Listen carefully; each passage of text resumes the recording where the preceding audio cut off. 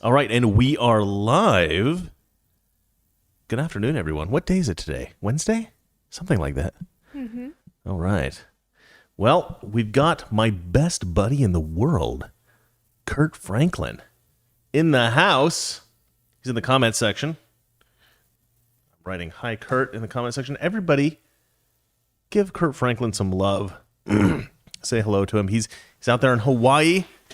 Hard life in Hawaii. And Valeria, you want to say hi to Kurt? No.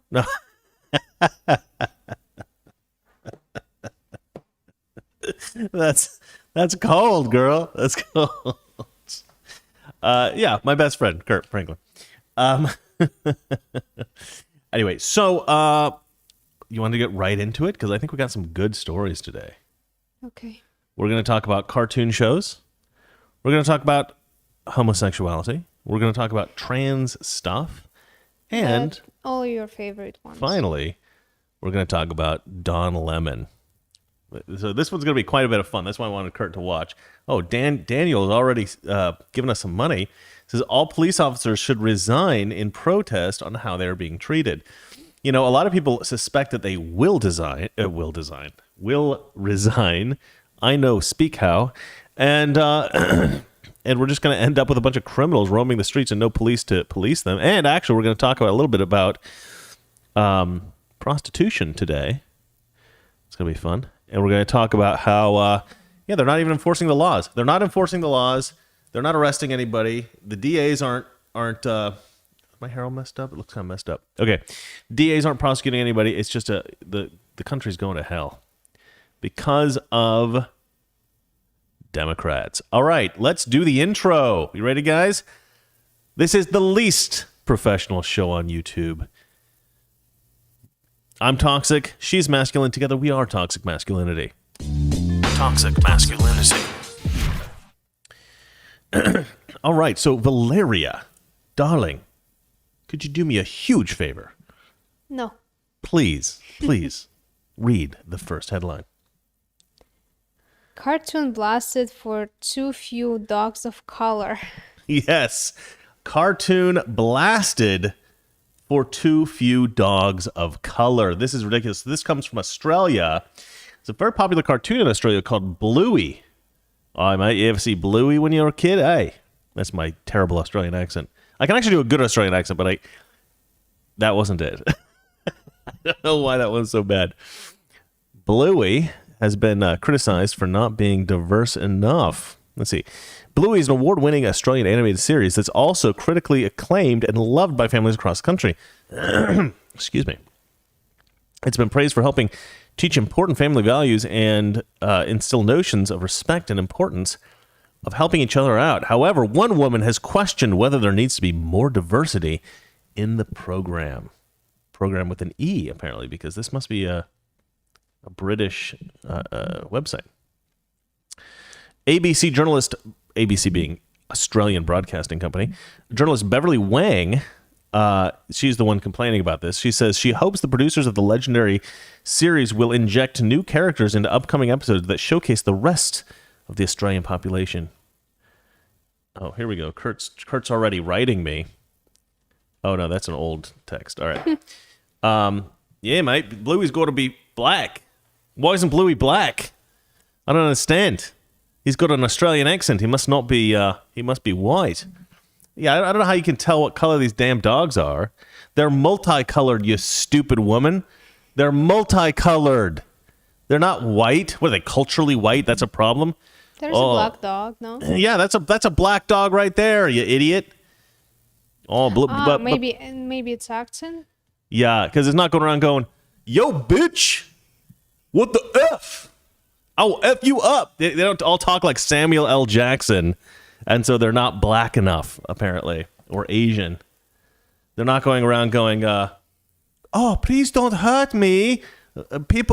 Evil Trump supporter in MAGA hat. I'm so scared of you. Because, the white supremacists in America were the ones, hurting all the poor Asians. I do the Asian accent because my best friend in the comment section there, Kurt Franklin, he is in fact half Japanese, so that's his for his benefit. Let's see here. So Yeah, so there's this Asian woman, I guess. She must be Asian. Her name's Wang, right? That's Asian. That's Chinese, yeah. Anyway, she thinks there needs to be more diversity in the dogs. It's oh my God. And this actually got me thinking about black characters generally and characters of color. And I asked Valeria before the show, I was like, what characters did you grow up with or did you know of when you were younger or even today that you love that are black? And what did you say? You said Blade. And what was the other thing? What was that movie that you like from France? French movie? Untouchable. 1+1. What's it called? There's like two names on that. I think it's like more like Untouchable, I think it's called. Untouchable. The Untouchables. The Untouchables. No? And that's about the handicapped guy, right? Yeah. She's looking it up. But there's this movie. They actually remade it for America. They made it as an American film with Kevin Hart and the dude from Breaking Bad, whose name I can't remember for some reason. And it was good. The American version was good, but the French version is flipping amazing. Valeria introduced me to this film. Mm-hmm. The Untouchables. Basically, it's a story about, and it's a true story about a French guy who becomes paralyzed from the neck down. And he normally has these, he's very rich. So he gets these sort of posh, upscale, like the equivalent of like Harvard educated caretakers coming in and dealing with him, but he finds them all insufferable. So this like black guy from the hood, I guess he's got like he's there for something else. Like he's not supposed. He was on unemployment and he had to like try to find a job to continue his unemployment, and he just went to this guy so he can like not accept him, so he can say that he tried to find a job he didn't find, so you will pay me like. That's right. Yeah. So he ends up getting the job, even though he's like from the hood and he's not like any of the other applicants, because the guy just thinks he's funny. I think that's the main reason. Kurt, his texted me about this particular subject, and he writes that this woman Wang, whatever her name is, what is it, Beverly, something like that, Beverly Wang. He says she wants diversity amongst the dogs because she doesn't want to eat the same thing every day. That's a joke. That is a joke about Asians eating dogs, ladies and gentlemen. But he can make that joke, and not even leftists can get offended because Kurt Franklin is Asian. Well, they can half be offended. He's half Asian. Yeah, so anyway, this movie, The Untouchables, a fantastic film. Really highly recommended. The French version, the American version is okay. French version's far better, far, far superior film. And they just end up with this unlikely friendship. He ends up being like they end up basically becoming best friends and living several years together, just having fun. Couple of dudes, talking about chicks. It's a fantastic movie. Just like a movie about brotherhood, really.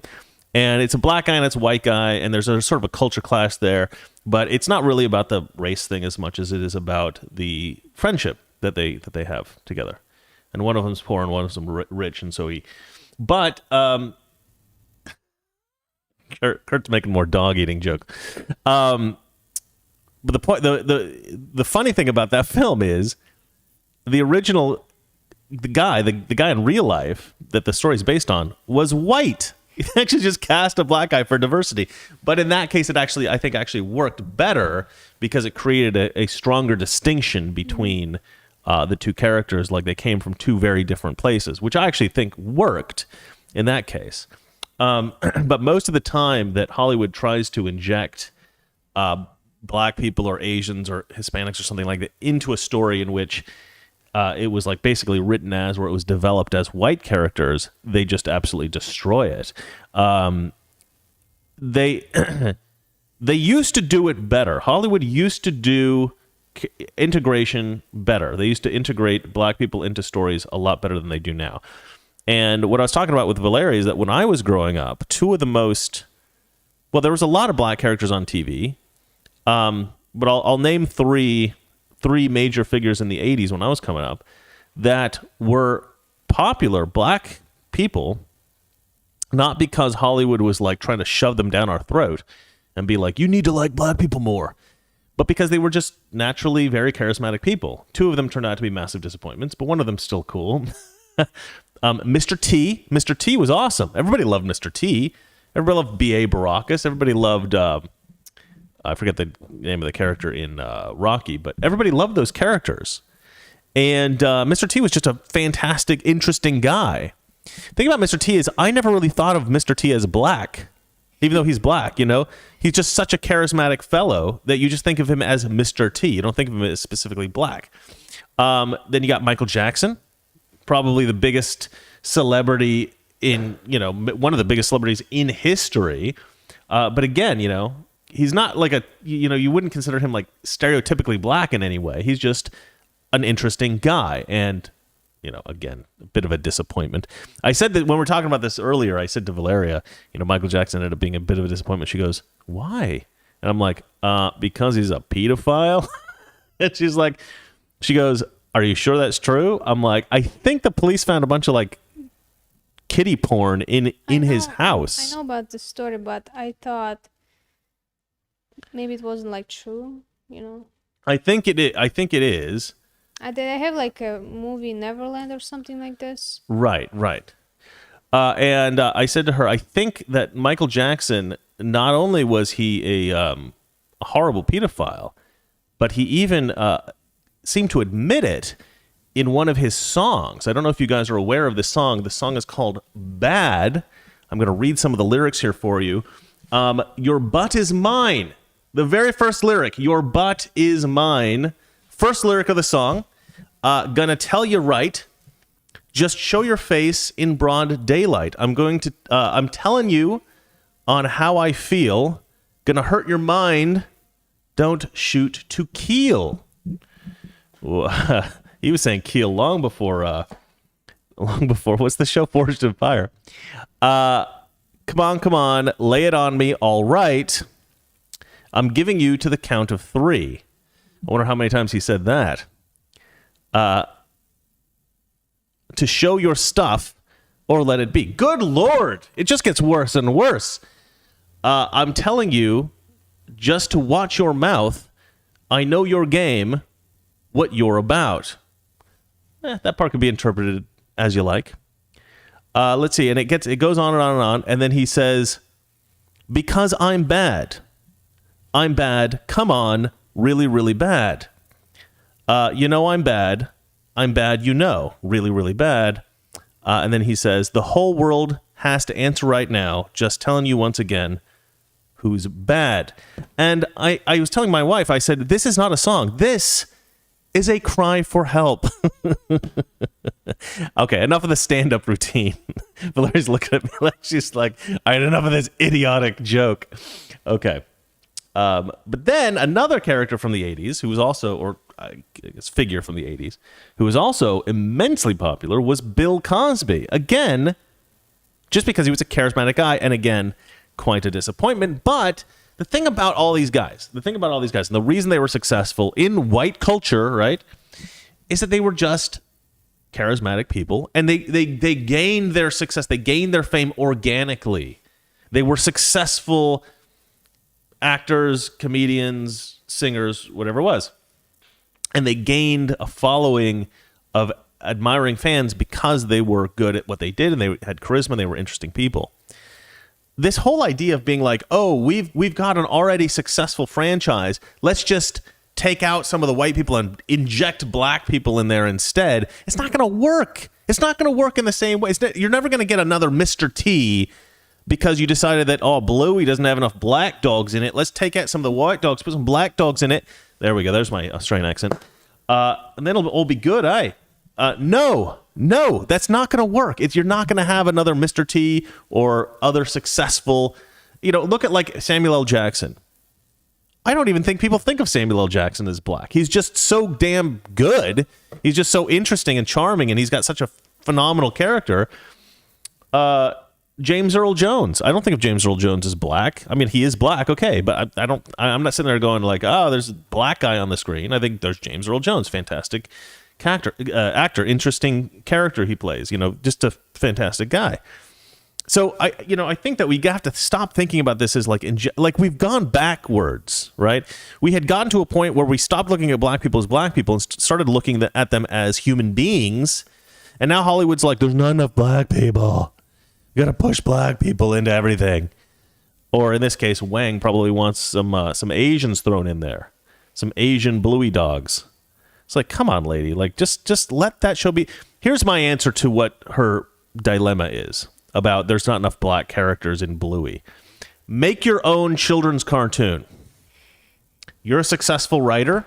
You work for ABC, Australian Broadcasting Company, massive news agency. You must be good at writing. Write your own cartoon. You probably have the connections to do it.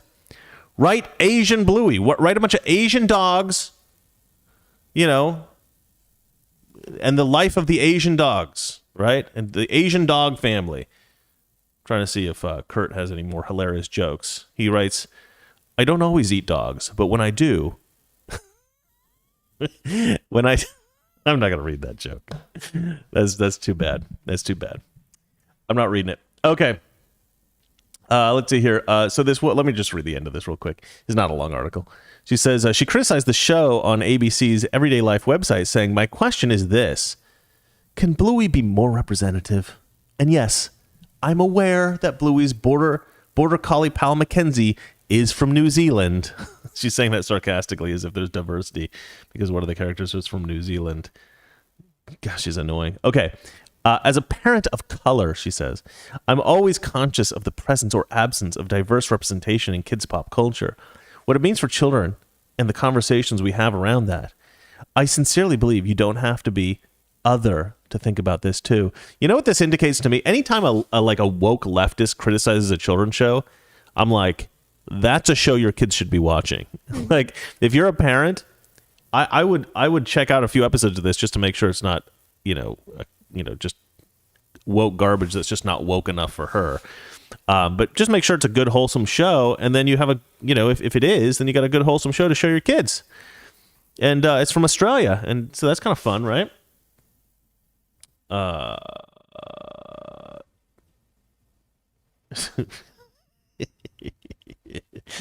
Kurt says that a show of Asian dogs would be full of Shih Tzu.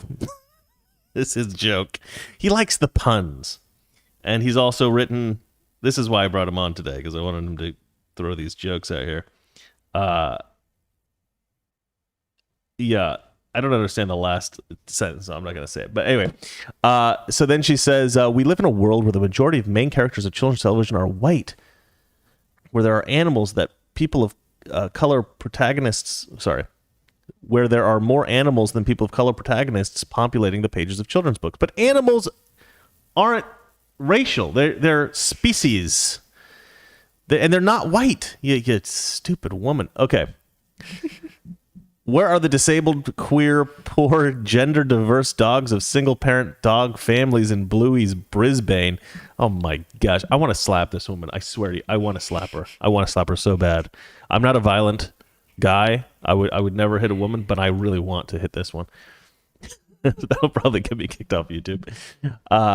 We want a lot of things that we just, we don't go and we don't do. Let's see here. Good Lord. She's horrible. If they live in the background, let them come forward. Maynard, voiced by Sean Chulborough. I'm looking at you. God, even the way she writes is annoying. All right, let's hear.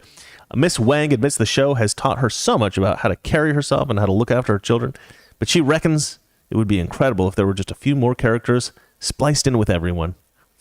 I'm aware this may come across as asking too much of a show that's already so tender, nuanced, and joyful, but it's exactly because Bluey has demonstrated the depth and range that I can't help asking anyway, she wrote. Because this is a successful show that's really, really good, I want to change it to something that I like more. Just make your own show! Make your own... Make the Shih Tzus. Make the show full of Shih Tzus. Make that show. It'll be all Asian dogs, right? We love Asian dogs, right? Don't we? You mean like Dogecoin? Shiba Inu? Shiba Inu, baby. Yeah. To the moon. All right, let's see here. Yeah, it's how we doing, baby? With Doge. We need to update people. I know you don't like talking about it on the show, but Yeah, I mean, still not doing great. I'm still down quite a bit.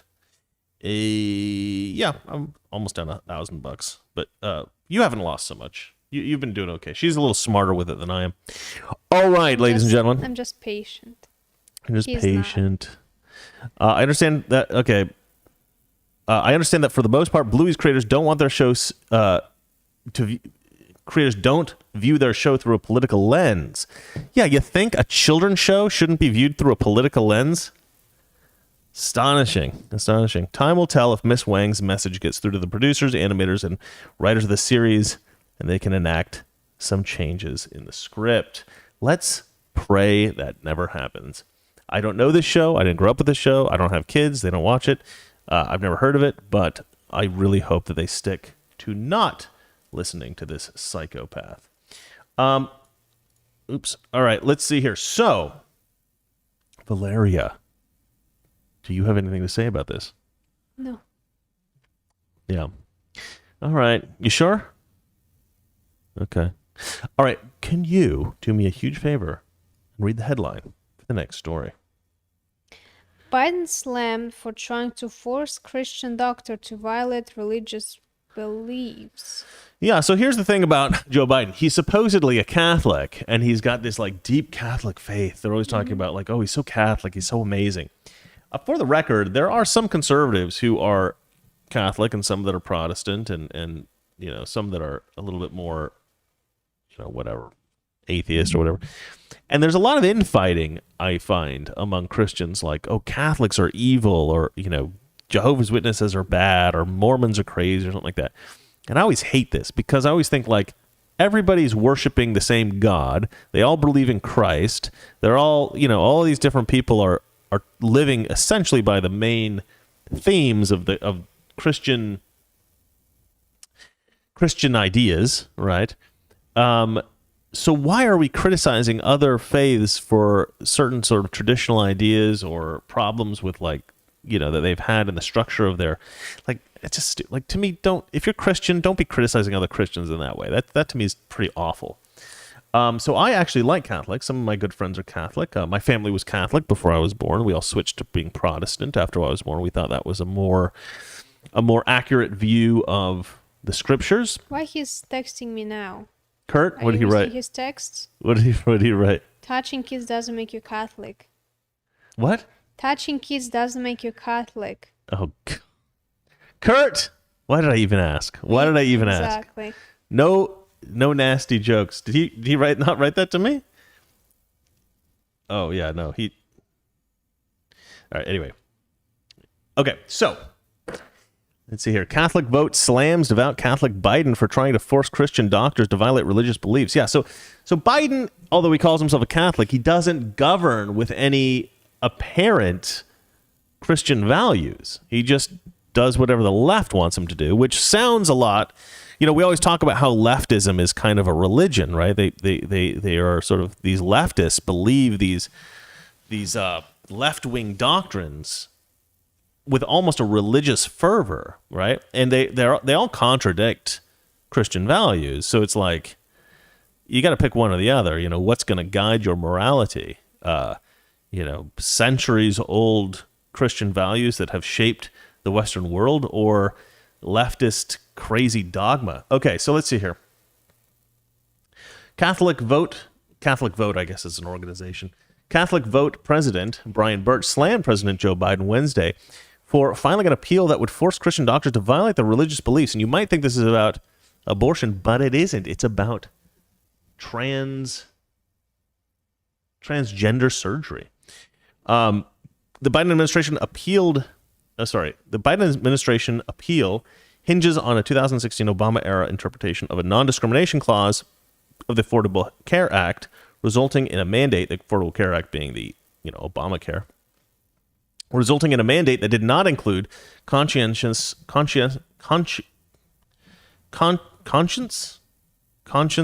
or religious exemptions. I never learned to read. The mandate required doctors and hospitals to provide transgender surgeries upon a mental health professional's referral. Birch highlighted that through major media outlets, reporters and press secretary Jen Psaki have celebrated Biden's Catholicism as devout. The new president has frequently enacted policy that directly contradicts Catholic teaching. Can anyone name a single thing about Joe Biden's Catholicism that makes him different in any way from the radical left? Birch asked the Daily Caller News Foundation. He's now in favor of forcing Catholic doctors to violate their own medical judgment and deeply held religious beliefs. So if you're a doctor, you cannot not cut people's junk off if they want you to. Joe Biden may have grown up as a devout Catholic, but it sure seems like he's transitioning into something else. Oh, that's very clever. That's very clever, Birch. Transitioning. It's funny. Despite Biden's frequent references to his faith and common media praise of the president's Catholicism, the former vice president has drawn criticism for supporting and advocating for policies which the Catholic Church explicitly opposes. This is most notable in Biden's abortion policy. The Catholic Church teaches that abortion is a crime against human life, constitutes a grave offense, and a person who obtains abortion is automatically excommunicated from the Catholic Church. During his very first days in office, however, Biden promised to revoke the Mexico City policy, which prevents federal funds from going to abortions abroad, and vowed to make Roe versus Wade the law of the land. He also took steps to undo former President Donald Trump's Protect Life rule, which prohibited Title X families, Title X, Title 10, I think it's Title 10, Title 10 family planning program funds from going to organizations that perform or promote abortions, and reverse Trump's ban on using abortion fetal tissue for taxpayer-funded research. I don't think that's too common anymore, actually. I think for the most part, stem cells can be taken from other tissue. It doesn't have to be taken from fetal tissue anymore so much. So I don't think that's such a big deal anymore. I may be wrong about that, but that's what I think is true. Last week, the Biden administration announced it's lifting the Food and Drug Administration's former restriction on abortion drugs, allowing the abortion pill to be delivered by mail during the coronavirus pandemic. So yeah, he doesn't really use his faith so much as a guide for, for his policies, to take a moral view of his policies. He rather takes, the leftist ideology. And this is very dangerous, right? Because this is essentially what the Germans did in the 1930s. They said, well, we need to take a scientific approach to governance. And so we need to experiment on human beings, and we need to they were into eugenics. The 1930s Germans were really into eugenics, which meant you basically kill off all the weak and infirm people, people who are like have mental illness and stuff like that, and like physical maladies, they're born crippled and stuff like that. You just kill them off, and then you grow this sort of healthy stock of whatever your group is. So you grow a healthy stock of Germans or whatever it is. That's what you will inevitably slide into, I think. That kind of eugenics, that kind of governance. If you just take God, you take religion out of politics completely, take it out of your own life, and you just follow the dogma of your political party, you're going to end up with those kind of policies. In the Soviet Union, that's what they did. In the Soviet Union, religion was illegal. You couldn't be Christian, and all their policies were based on science. And so many people starved to death in Russia. It was all about managing things in a scientific way, which that did an amazing job. By amazing, I mean terrible. Darling, do you have anything to say about this? Come on. We all want Valeria. Come on, guys. No, I have nothing to say about this article either. Because I am having a massive headache right now. Oh, okay. All right. Well, let's move on. Could you read the next? Sorry. It's this weather. It's like clouds. It's like trying to. When there's a weather like this, I'm like, I'm done. It does make you I'm sleepy when there's sleepy. when it gets like cloudy and overcast in LA. It does make you a little sleepy. I have a headache because weather is changing. Like 2 days ago it was super hot, now it's cold and it's raining. It's like, oh my gosh, what's It's a going on? weird thing. Like in Oregon, you grow up with overcast most days and it's sunny out and you're like, yeah, let's go do something. And you run outside and you have some fun. In LA, it's like sunny every single day. So a sunny day isn't And I anything like special. it. But I love it when it rains. If it rains or there's overcast, I'm like, I want to go jogging or something. I want to get don't. outside. I just want to die. But if you're inside kind of cozied up, with like a cup of cocoa or something, yeah, you want to kind of nap or something. There's something about the overcast in LA that does make people sleepy. Yeah. All right. Well, that's enough of that divergence. Shall we read the next story? Yeah. Manhattan DA's office will no longer prosecute prostitution cases. Yeah, because people need to make money. Like people You make got to do money. something during the pandemic. Yeah. As soon as the pandemic hit and, our pocketbooks were, because Valeria couldn't work anymore, I was like, Valeria, I got a new career for you. And that was day trading crypto, not prostitution. But let's have a look at the folks who do want to talk about prostitution here. Sorry, I grabbed the wrong story. There we go. Manhattan DA's office will no longer prosecute prostitution. Well, here's the thing about that. A lot of people on the right agree with that. They're called libertarians. I disagree with this. I think this is a terrible move. And the reason is because there are certain kinds of jobs, certain kinds of professions, certain kinds of industries that naturally lead into massive and really vicious exploitation of people. I think pornography does that quite a bit. But pornography and prostitution both do that. The problem with pornography is pornography has been legal for so long, and it's such a massive industry. I don't think that anything can be done to tamp down on that anymore. But prostitution is like, so here's the thing with prostitution.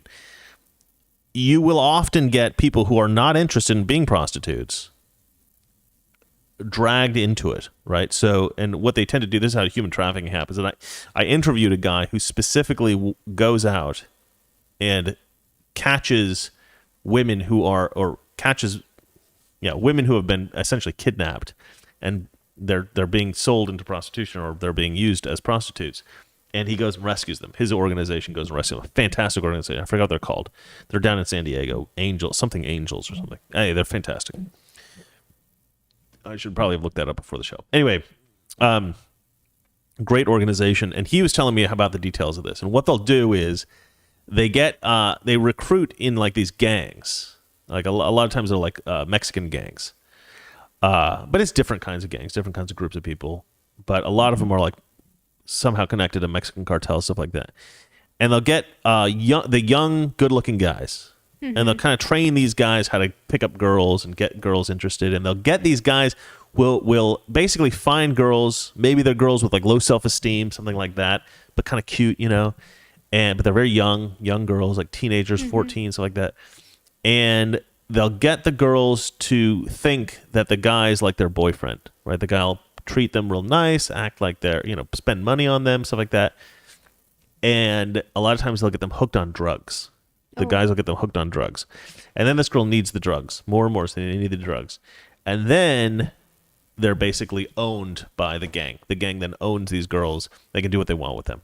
And sometimes what the gang does is they then start pimping the girls out to these guys that they want to buy prostitutes, or they'll actually sell the girls to other gangs and they'll get money that way. So it's a sort of profit thing, a way to make money. And it's a profitable business because it's illegal, and not a lot of people are willing to do illegal things. And so the people who are willing to do illegal things can make a lot more money than people who aren't. So it's lucrative. Now, the libertarian says, well, if you make it legal and you regulate it, then all the women who want to do it will be able to do it, and all the women who want will not. Right? It'll be less. And that's true. But I think there's still going to be so much exploitation of so many women who don't necessarily want to get into it. And it's something that can be so traumatizing to a person. It can ruin somebody's life this way. that I don't think that it's something that we should allow in our society, because you are essentially giving opportunities to people who are already want to exploit other people.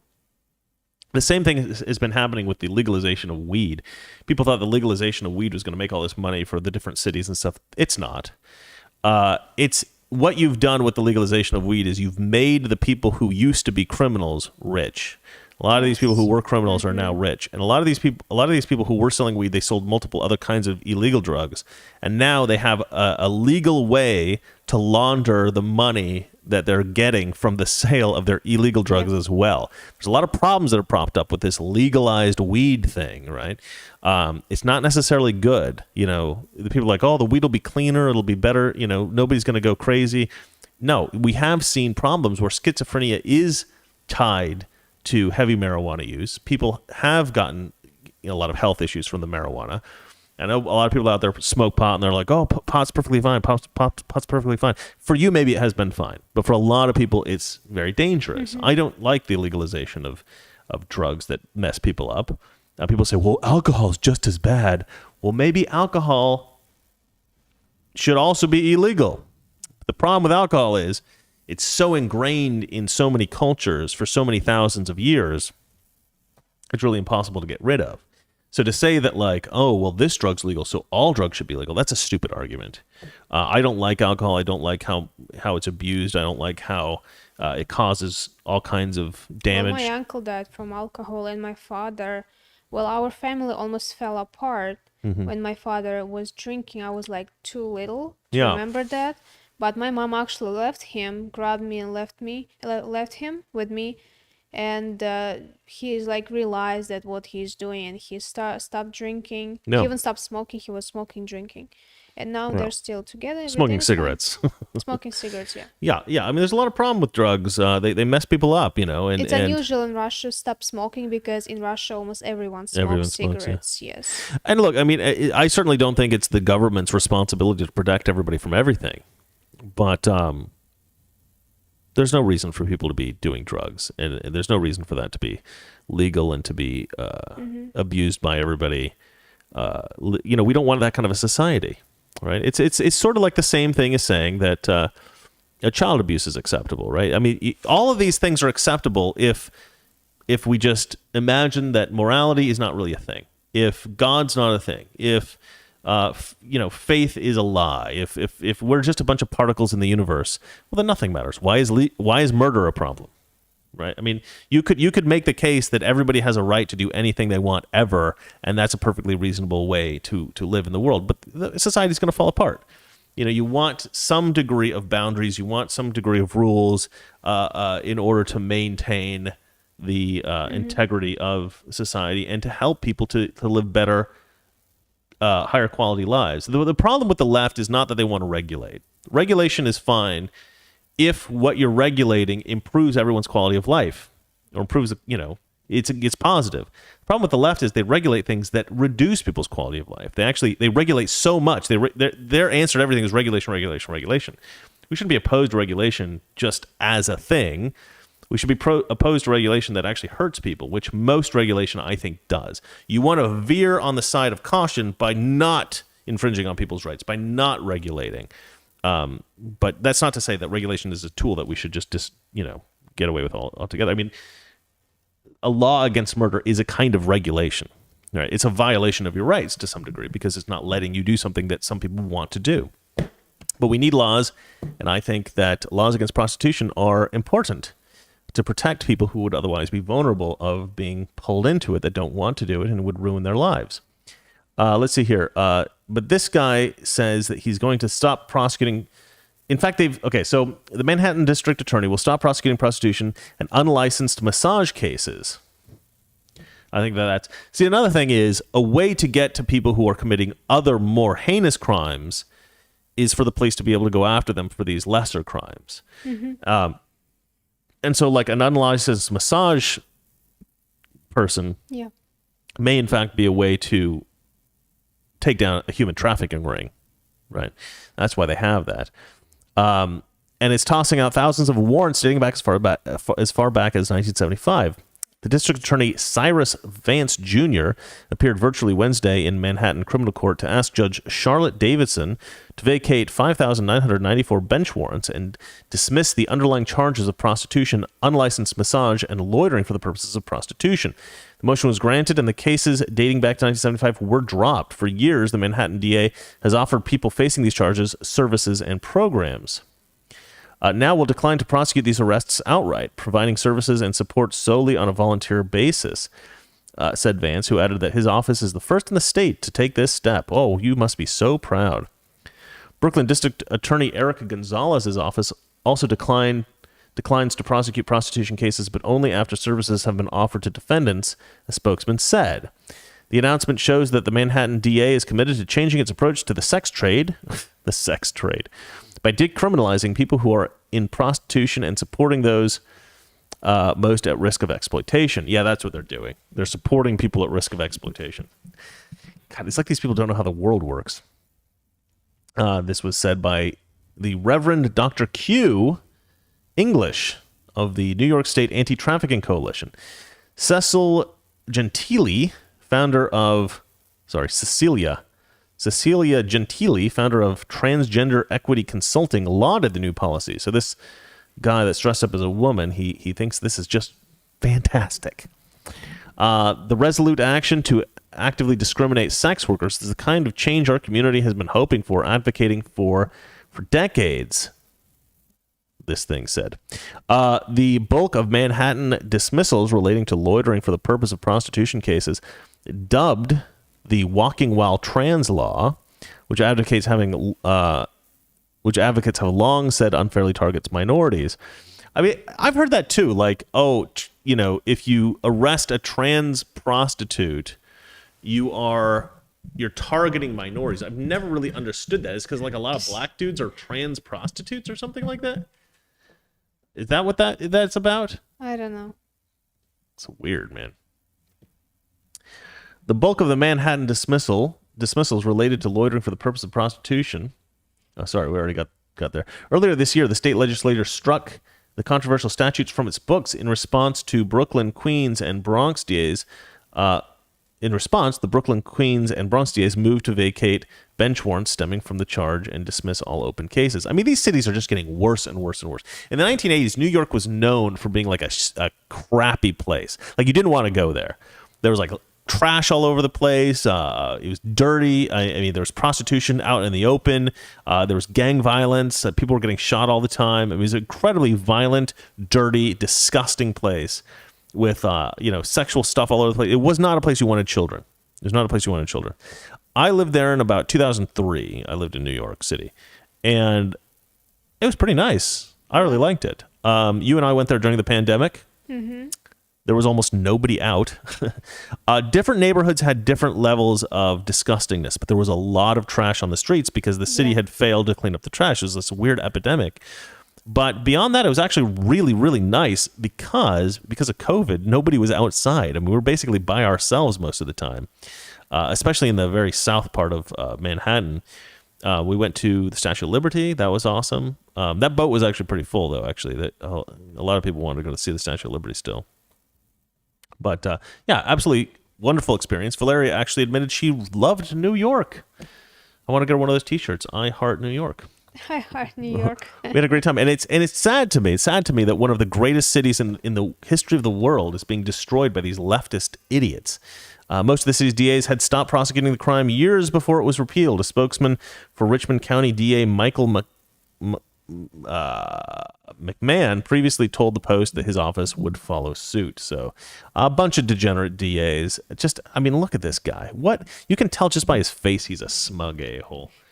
All right, hold on. Kurt's written something. Democrats want to legalize everything because they themselves are criminals. I could not agree more. Kurt, you said it beautifully. All right. And on that bombshell, Valeria, our last story of the day. There's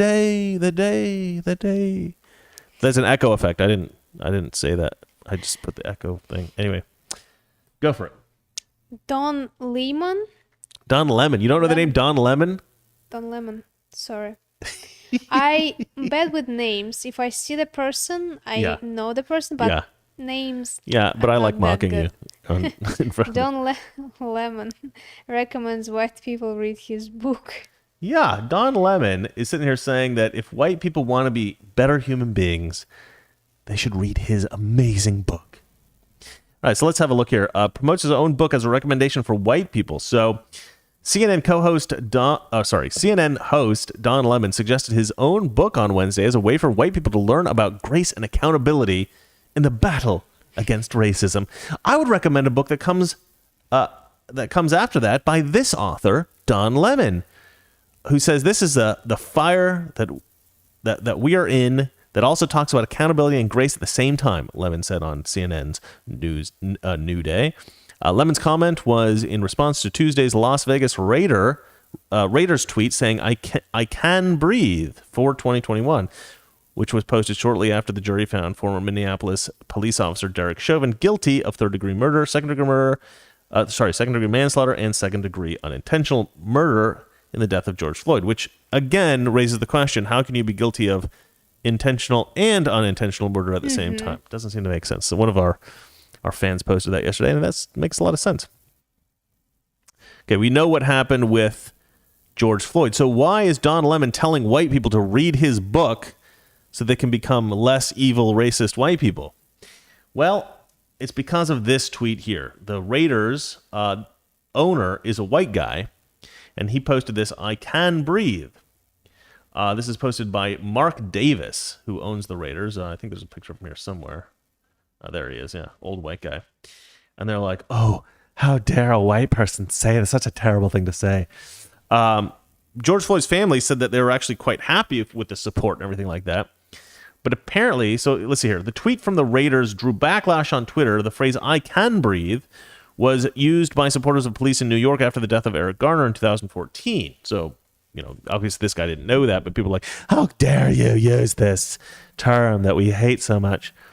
Davis said that he wouldn't have used the phrase if he'd known the history, but chose not to delete the tweet. He said, it's a tough situation.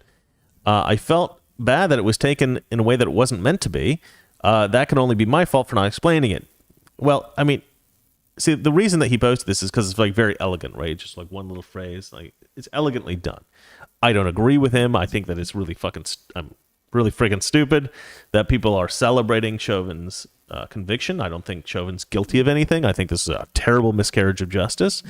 But then this is pretty funny. It's like this guy agrees with you that this was an injustice, that George Floyd's death was a murder. He agrees that justice has been done, even though I disagree with him. And you go ahead and attack him. I mean, this is just like the left. They're like, okay, you know what? You're trying to be friends with us, but you're not doing it right. You're trying to support our position, but you're not doing it right. You're not good because you're a white man. You don't even know how to be sympathetic to black people and a good person. And so, of course, Don Lemon says, you know how he could be a better person? Reading my book. Nobody's going to read your stupid book, Don Lemon. You're a loser. Davis said he was driving when the verdict was announced and heard Floyd's brother, Violate, I guess, make the statement that we can all breathe again, and decided to take that message to make that message the team's response. I thought it said a lot, Davis said. It said a lot about everything. I thought it was something where we could, I mean, come on, this is just stupid. Like, give me a break. The left is just so dumb. They're just so dumb. They're taking people who are on their side and they're attacking them. I mean, if the guy was black, they wouldn't have said anything. Let's see what's Kurt's written. I haven't read it yet, so this could be dangerous, folks. You never know with Kurt. He says, I would imagine that Don Lemon has very few black fans. I'm so sure that's true. He says, if white people don't buy his book out of a sense of guilt, who will? I know, yeah. He wouldn't sell a single book if it weren't for, like, white women saying, like, I want to be less racist, so I'm going to read Don Lemon's book. We talked yesterday about a new, well, it's not even a new study. It's a study from, like, last year that just didn't get a lot of attention that indicated that over 50% of young white women who are liberals, who consider themselves very liberal, 56% of them have suffered mental illness. 65% or something like that. 60-something percent. Oh, no, sorry. 56%. My bad. 56% of them. And of the young 18 to 29 is the range we're talking about here. Young white men who consider themselves conservative, it was 16%, and that's actually for the men, the male category. That's actually quite high for male conservatives, because the younger people tend to be diagnosed more. But if you compare men 18 to 29 to women 18 to 29, white conservative versus liberal, 56% compared to 16%. It's crazy. The most sane people in the country make up the majority of the Republican Party. The most insane people in the country are controlling the Democrat Party. So, take that as you will, but I think it's pretty self-explanatory. All right, we are done with the news. Darling. Yes. Do you want to read some super chats? Yes. Well, you read the first one, right? I did, yeah. The second one from Daniel, again. Again, Daniel. I wanted to have All I Need to Get By Method Man and Mary J. Blige to me my wedding song. Method Man's lyrics are wedding vows. Wedding vows. He says, I wanted to have All I Need to Get By Method Man and Mary J. Blige to be my wedding song. Method Man's lyrics are wedding vows. That's crazy. I never got into Method Man. I had a friend who was obsessed with Mary J. Blige. Like, it was like, he just thought she was like the greatest. And I used to park cars. Just meet a bunch of black dudes. Parking cars. And honestly, one of my favorite jobs I ever had. I love those guys. To this day, I love those guys. Not all of them. One of the guys was kind of a dick, but most of them were great. And one of the guys, he was actually the guy who was a dick. He was obsessed with Mary J. Blige. Mary J. Blige came in once to the restaurant where we were doing Valet, and he like lost his mind. Everybody was like, okay, let him take the car. So he got to go talk to her and stuff like that. It was cool. It's nice when somebody gets to meet somebody that they're kind of obsessed with it in Hollywood. It's quite fun. I don't know if I've ever had any kind of experience like that myself. I never really admired celebrities quite as much as I think most people do. But I had a buddy named, I think I've told this story before. I had a buddy named Imran. He's a Pakistani British guy. And, but very English, right? He like wears like tweed and stuff, like very, very British. And I was in a club with a friend of mine named Christina, who was doing some like modeling. She was weird. Big girl. Christina? Yeah. No? No, she's like super skinny. She's a model. She was a model. You had like a plus size model named Christina too, no? Christy? Yeah. Yeah, no. Different person. Same name though. This girl Christina was also Pakistani English, or she might have been Indian, I don't remember, but she was like a model. And so she was there for a meeting, and we like in Santa Monica, and so I went with her, and we went to this bar afterwards. This was 4th of July. So I'm sitting there with her, and I see this girl from this movie called She's All That. She's All That, the movie. In fact, I don't remember the name of the girl from She's All That. All that is... Hold on. Okay, got it. Got the name. Now I can tell the story appropriately. So I see this girl, and she's from this movie, She's All That. And I know my buddy Imran is like, he's kind of this kind of person who becomes like in love with people on television or in movies. Like if he sees a girl and he gets a crush on her, he's like, I want to marry that girl. He like gets a thing for girls on TV and movies, which I think every guy does to some degree, but he's very much like, yeah. And so I was like, this is the kind of girl he would get a crush on, I think. And maybe he had mentioned her before, I don't remember. But for some reason I was like, I got to call him. And he was supposed to meet us that day already, and he was like late. So I called him up and I was like, hey buddy, there's this girl near, like about 6 feet away. I'm looking right at her. And she's from this movie, She's All That. And I think she's like, I think this is the kind of girl that you would like. Like, you got to get over here. And he goes, the girl from She's All That. He's like, yeah, Rachel Lee Cook. Rachel Lee Cook. And I'm like, how do you know her name? I just know her from the girl from She's All That. Because she wasn't like hugely famous, but she was in this one movie. And he's like, no. She's like my favorite girl of all time. It's like Winona Ryder and her. He's like, I'm in love with this girl. I'm in love with this girl. So I was like, oh, I didn't realize this is like your favorite ever celebrity girl ever. I'm like, well, she's standing right next to me. Come over. So he comes down and he sees her and he kind of walks past her and he walks up to me. He goes, that's not her, mate. It's not her, mate. And I'm like, I saw the movie. It is her. And now apparently she was in a show called Dawson's Creek, which I didn't watch. So I didn't know that she was in the show. But apparently he watched every episode of this show. And that's when he first, and I guess his sister had told him, that's the perfect girl for you. You should marry that girl. And they got that in his head. And he'd always been like kind of obsessed with her after that. Not like in a creepy way, like, you know, just a innocent, nice way. And so he's like, oh, it's not her. It's not her. I'm like, I've seen the movie. That's her. He's like, no, this girl's too short. Rachel Lee Cook's much taller, but it looks a lot like her. I mean, that looks just like her, mate. And I go, Imran, if it's not her, then go talk to her. Because if she's not famous and she looks just like the girl of your dreams, you need to go talk to this girl. And he's like, I can't do it. I can't talk to her. So I was like, all right, well, and this girl I was with, Christina, she's going, oh, I've got a headache. We've got to go home. Come on. I feel terrible. We got to go. Also English, right? So I was like, all right, let's get out of here. So we're leaving this bar. And as we're leaving the bar, it's Barney's Beanery in Santa Monica. As we're leaving it, there's this massive line out the door. You know how bars and clubs sometimes get like that. And I realized if Imran changes his mind and he wants to go back and talk to her, he's not going to be able to get back in. So I just yelled, stop. And everybody stopped talking. I'm like, and I couldn't do it. I turned around and tapped the girl on the shoulder. The girl turns around and I can tell, Imran's walked up behind me like, oh, what's he going to do? What's he going to do? So I go up, tap her on the shoulder. She turns around. I go, hey, what's your name? And she's like, what's your name? And I was like, hey, I'm flirting with a celebrity. This is great. And I was like, I'm Chris. And she goes, I'm Rachel. And I turn to Imran. And Imran just looks at me like, holy crap, no way. And he goes, and I'm not kidding. He goes, this is the best thing.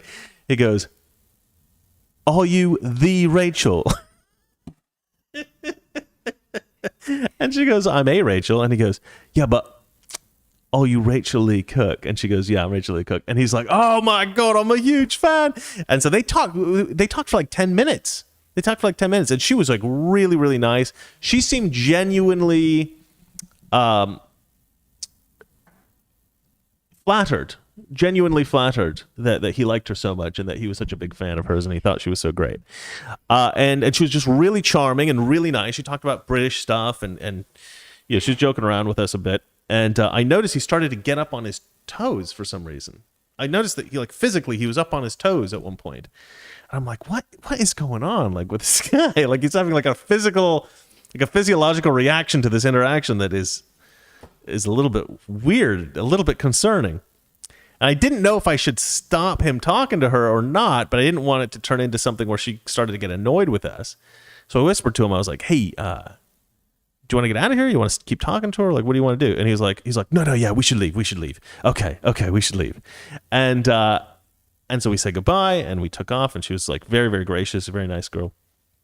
And we left and he was pretty cool at first, but we were walking back to the car. And as we're walking back to the car, he starts, I'm not joking, running in circles around us as we're walking to the car.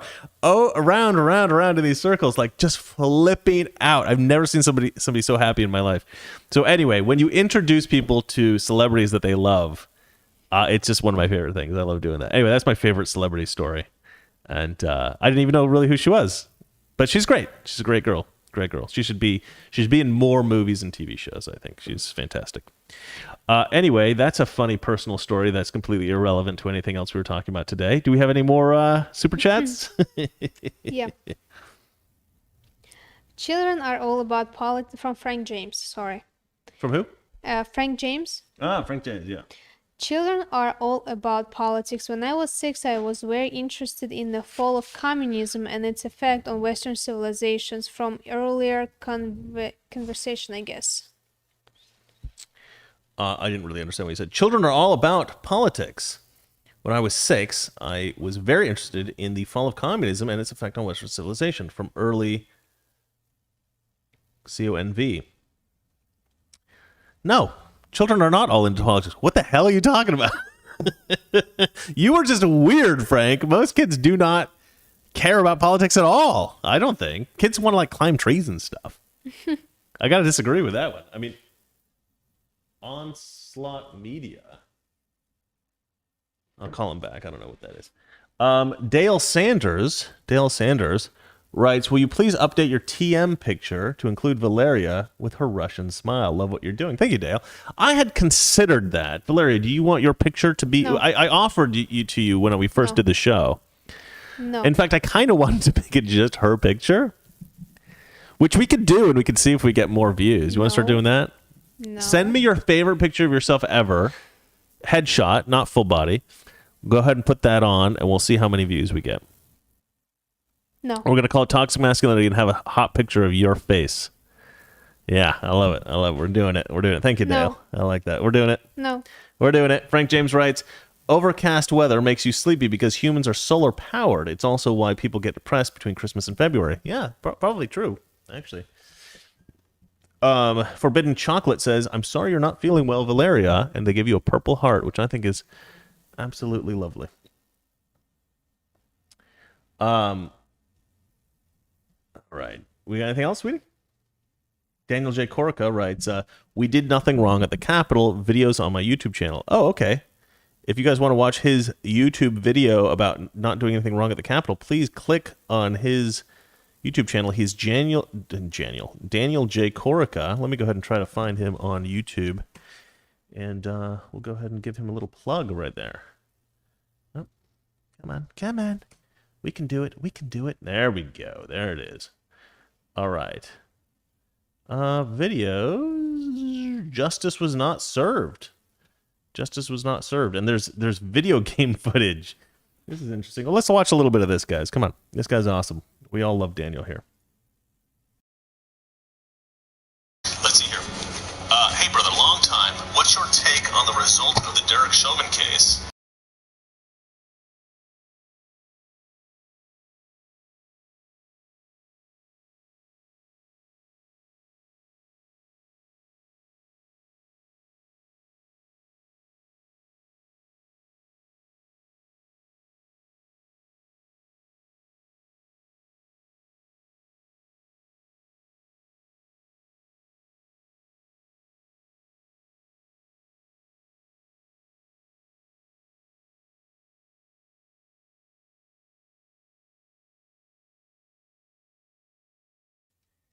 All right, yeah. So I don't. I couldn't find your video. So whatever your video is, you can send a link or something like that, and I'll post up here. But, yeah. Go to his channel. Give him a watch. Daniel. He helps out the channel a lot. Good guy. Let's see here. We did nothing wrong at the Capitol. Yeah, I couldn't find that, man. I couldn't find it. But go ahead and click on Daniel's. Just to select his name and then write it into YouTube. You'll find his channel that way, I think. Or you can click on his name. Will that work? I don't even know. You okay, sweetie? Yeah. You ready to end this broadcast? Ready? Do we have any more? No, I don't think so. Doesn't look like it. Oh, okay. It's my friend Jeremy. Okay. Did you just call me? Did you just call? ? Okay. That's it. Okay, he's over at Next News Network. All right, I got to call him back. No more super chats. No more interesting comments in the comment section. I'm sure there's some that we missed, guys. I'm sorry for that. Kurt isn't saying anything. He probably took off. Well, it's 7:04. I think we can finish the live stream. Okay, we can finish the live stream. I asked my friend who didn't want to vote for Trump, I said, how do you feel about the Biden presidency so far? He writes back, about as expected, though, especially after we squandered the opportunities in Georgia to hold on to the Senate. So she's not happy because she is a Republican, but she doesn't like Trump, which annoys the hell out of me because I love her. I think she's fantastic. But she's definitely wrong about Trump. I've never really understood why people don't like Trump. I mean, I understand why people may not find him appealing personally. You know, he can be a little bit aggressive and, but we got to put these away. I can still have those out. All right, guys, we will see you tomorrow. What is tomorrow? Thursday. We'll have more stories for you. hopefully some good stuff, and we can talk about the pressing issues of the day and why Democrats are so stupid. But no later than 7. Oh, do you have your Russian game? No, I have my nails up. Oh, you have your nails. Okay, all right. It's very important for me. Very important, ladies and It's gentlemen. hard to get an appointment with All right. my Well, we love our master. fans. We think you guys are the best. You guys have a good night. Do you want to say goodbye? Good night. Good night. Good night. And here's the outro. Bye, guys. Toxic masculinity. I'm gonna die. Yeah.